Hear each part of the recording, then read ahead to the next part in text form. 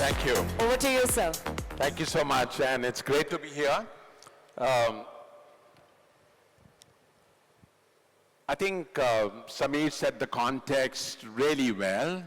AI is going to change everything, and that will change GCCs, and so will be the leaders who will be leading the GCCs that we'll see from here on. I did my first GCC 31 years back with LG Electronics, and we were solving a very unique problem that LG and Korea had, which was bringing in the DNA of everything software that LG and Korea didn't have as a country. And then came an opportunity to set up a GCC for 20th Century Fox. I want to start off with a very interesting story that most of you in this room may not be aware of, and in many ways started the architecture of what a modern GCC is all about. Year 2000, when AOL bought Time Warner, and Jerry Yang and Yahoo were chasing Rupert Murdoch to buy News Corporation, is when, from the profits of Titanic, Rupert funded a lot of money to start a string of GCCs in India, including for Fox and Dow Jones and HarperCollins, and $400 million came in from Titanic. We actually started a project called Titanic. It is ironical, in some of the early conversations with Rupert, I should talk about the fact whether Titanic was a good name for what could be a business model for the future for the country, right? And Rupert was very persistent.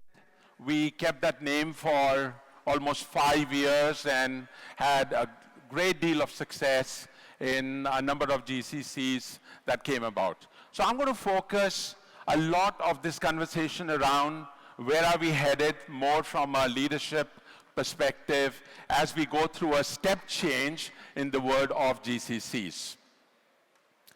So I've seen GCCs evolve from being a rounding error in a company's financials to becoming an important line item in CEO's earning call. Last month, the CEO of one of the largest retailers, made a very important pronouncement about upping the AI productivity goal to $2 billion over 3 years, driven largely by the GCC. And that's where the GCCs have arrived in terms of having a profound impact in the growth and transformation story of the enterprises. The GCC story, as we all know, has been a stable arc. What started off as an experimental capability for most enterprises has now become a thriving enterprise capability. From starting with some level of transactional work, moving up the value stack, engineering, analytics, core business functions, and if you are executing well and if you have the right relationships, you also ended up with some level of P&L responsibilities.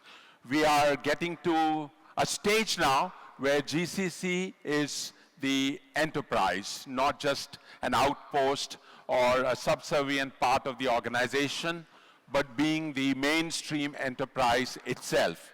So from the time we've all known GCCs, we know it has been a ladder, very predictable, and everyone here knows which rung of the ladder they really are on.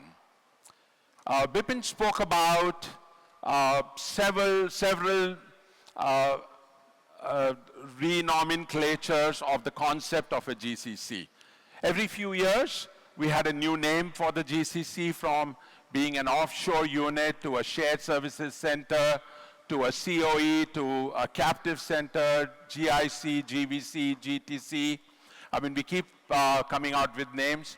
There always seemed to be some sort of a sense of urgency when we had a name coming in for a GCC. But looking back, most of these rebrands were largely cosmetic. The next one, we all know, is not going to be cosmetic. GCCs, as we know, is about to stop making sense as it exists today. Even though many of us in the industry are still writing pitch decks as if nothing has changed. AI is going to change everything, and I'm going to spend some time talking about how this change is going to impact the leadership imperatives. Every GCC iteration, we often speak about the fact that if there was any notion of versioning of GCCs, we were at 8.0 last year as a consequence of incremental changes. We're getting to 9.0, which would be a step change as AI native GCCs become a reality. So every GCC evolution brought in new type of work to the center, which was delivered by more tenured people, more sophisticated work. But what did not change was how that work was measured and how that work was delivered.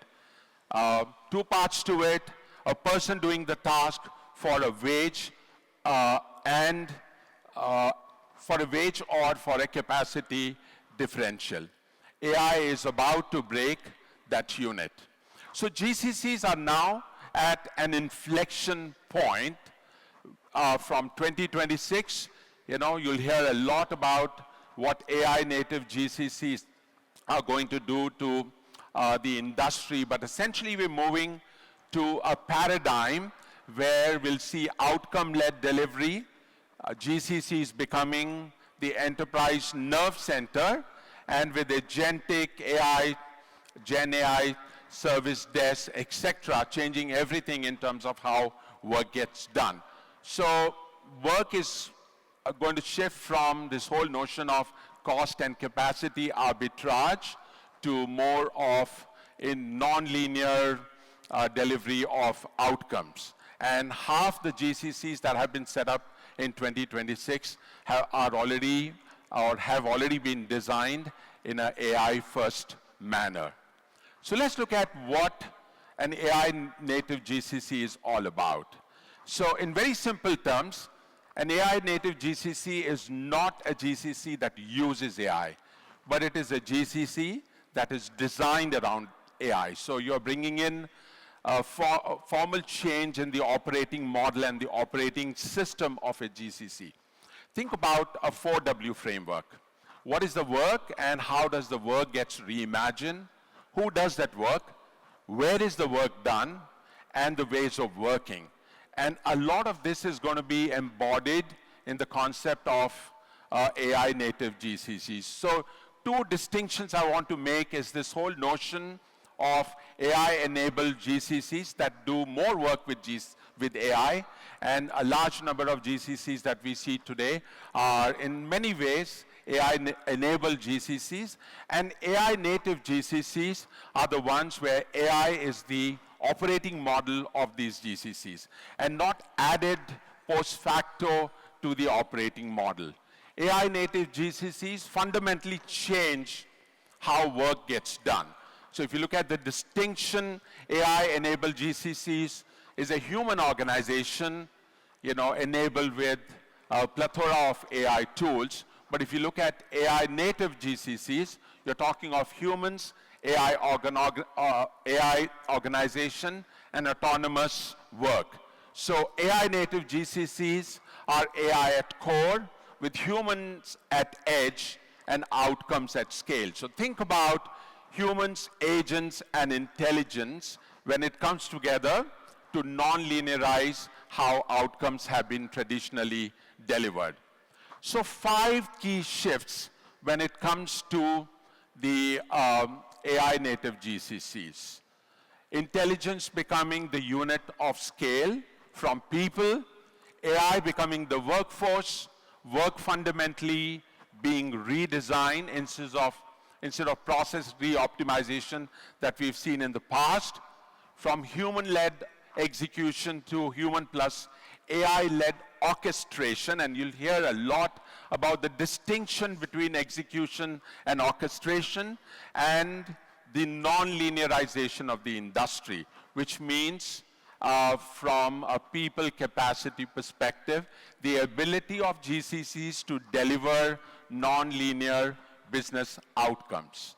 So if you look at the AI maturity journey of the industry today, think about 4 horizons. Horizon 1, most of the organizations AI aware, using AI tools, no enterprise governance, no measurements, and high degree of variance in terms of how work gets done. If you look at AI-enabled GCCs, 70% of the GCCs fall into this category, piloting some use cases, some workflow automation. The AI governance is being defined in some form in these organizations, and ROI is being tracked inconsistently. If you look at AI-integrated GCCs, Horizon 3, about 15% of the GCCs, AI embedded into the core workflows, enterprise-wide rollout of such workflows, workforce is being redesigned, and the value is being measured in a very consistent manner. AI-native GCCs, which is going to be what we're going to be talking about throughout the day, about 5% of the GCCs, most of them having been established in 2026. GCCs are being designed around AI from the very outset, from the very get-go. Agents handle entire workflow categories. Human roles focus on judgment and exception. So the gap between Horizon 2 and 3 is not a technology issue. It's not about the availability of technology and platforms. In fact, we're seeing a widening gap between the power of AI as a technology and its adoption. The problem or the issues are more in terms of the operating model, in terms of governance, and in terms of talent design problems. So switching to the leadership imperatives, and I'm taking a lot from my own experiences of running GCCs, 10 key leadership imperatives for traditional GCC leaders. Our ability to communicate effectively to the stakeholders, tailoring message to different audiences, influencing without authority, given the fact that most GCCs are one in a box and you operate as an integral part of the organization and not as an independent or a sovereign organization, driving execution, building high-performing teams, developing talent, thinking strategically, managing stakeholders in home office and other parts of the world where the enterprise has presence, driving change, making decisions, driving scale. This is what we do every single day as a GCC leader. So next few minutes, I want to quickly talk about how some of these leadership expectations are changing in an AI native world. And given the paucity of time, I'm going to rush through the next 10 slides. So from communicating effectively, the role of a leader now moves from communication to clarity. Today, communication is about driving alignment across the organization in terms of the role of GCC and the value being delivered. In an AI-native world, the leadership will create clarity across people, AI agents, automated workflows, and global stakeholders. So GCC leaders in an AI-native world must be able to articulate what are we trying to achieve? What does good look like? Where does judgment remain human? And what do machines do? Right? So that is going to be a big change when it comes to when we look at succeeding in an AI-native world. From influencing without authority, we move to orchestrating without ownership. A GCC leader most likely will not have direct authority over global business units, around product organization, around AI systems that will ultimately deliver the outcomes, but they must orchestrate all of them in order to be successful.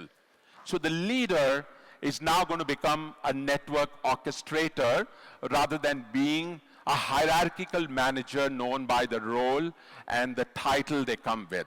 And the leadership imperative in the AI native world is going to be who and what should be influenced for what kind of a business outcome. The third leadership imperative of driving execution is now going to move to driving outcomes.